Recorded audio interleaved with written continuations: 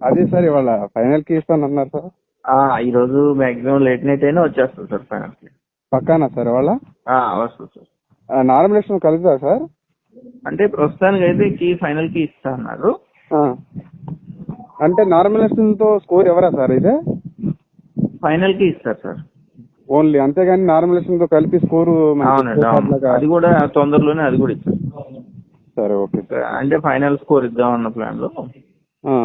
అంటే నిన్న చెప్పారు కదా సార్, నేను కాల్ చేస్తే. అవునండి, అవును, నిన్న చెప్పాము. మళ్ళీ కొంచెం అప్డేషన్ ఇచ్చారు.